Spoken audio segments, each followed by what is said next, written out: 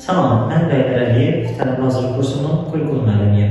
Bugün sizə məntiq xətaları haqqında danışacağıq. Bəs nədir məntiq xətaları? Gəlin bundan danışaq. Biz həyatda normal yaşadığımız, yüzeydə olduğumuzda bəzən məntiqsiz cümlələrə, məntiqsiz sözlərə yol verə bilirik. Ümumiləşdirsək, məntiqi təfəkkür dərsində öyrənirik məntiq xətalarını. Bəs hansı məntiq xətaları mövcuddur?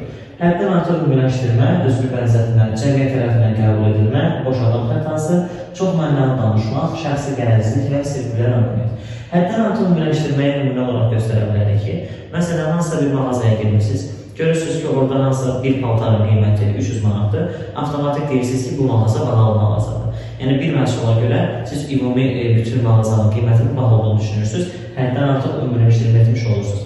Hansısa yeni tezə gələn müəllim, yeni sinifə girəndə bir uşağın qırmızı sualı verirsə, uşaq yaxşı cavab vermirsə, ümumiyyətlə bu sinif zəif ifadəsini işlətməsi də həddən artıq ümumiləşdirməyə aid olur.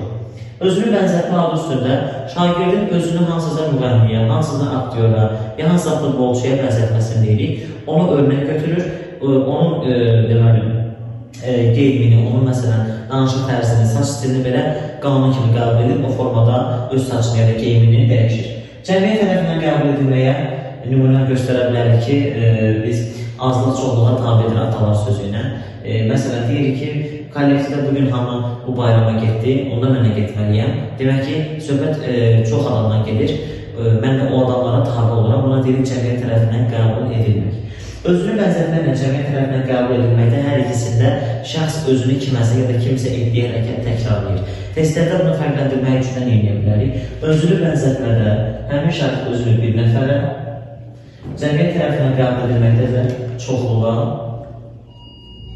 tabi olur. Boş adam xətasında biz deyirik ki, məsələn, deyirəm ki, bugün sənin saç stili yaxşı görsənir. O da deyir ki, sənin sözündən mənim saçım bilən pis görsənirdimi? Bir növ sözdən söz çıxardır. Ya da deyirəm ki, qırmızı rəsəyə gözəl yanaşır. Deyirsən ki, qara rəhmənə yaraşmırdı ki, bu da boş adam xətasına aid nümunə kimi göstərmək olar. Çox mənalı danışmadan çox şagirdlərlə rast gəlirik. Məsələn, şagird afiyət çönüb yoldaşına söhbət edirik. Uşaq danışma deyirsən, uşaq sənə reaksiya verir ki, danışma ki, mən orada karandaş verirdim. Ya da uşaq pəncərənin ağzına dayanır koridorda, tənəffüsdən vaxt keçibsə, sən deyirsən, niyə dərsə girmişsən? Uşaq deyir ki, mən pəncərənin ağzına dayanmışam, koridorda dayanmamışam. Artıq şagird çox mənalı danışmış olur. Şəxsi qərəzlikdə kimizə adı üstündə tanımadan, bilmədən, sadəcə geyiminə görə ya da neyinəsə bir qarşılamaqdır. Məsələn, hamımız hansısa bir müğənninin geyiminə baxırıq, avtomatik yaxşı müğənni deyil deyir. Yəni, halbuki müğənninin insanlığını tanımırıq, xasiyyətini tanımırıq. Bu da şəxsi qərəzliyə nümunə ola bilər. Bunu həmçinin məktəbdə şagird üstədə situativ testlər çıxacaq qarşımıza ki, hansısa şagirdin geyiminə görə ya da hansısa bir hərəkətinə görə onun bütün xasiyyətinin mənfi olduğunu düşünmək şəxsi qərəzlik sayılır.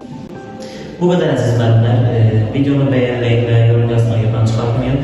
Bu tərz videoların gəlməsi üçün də kanalımızı izləyin. Elan dərslərimizə qeydiyyatda davam edir.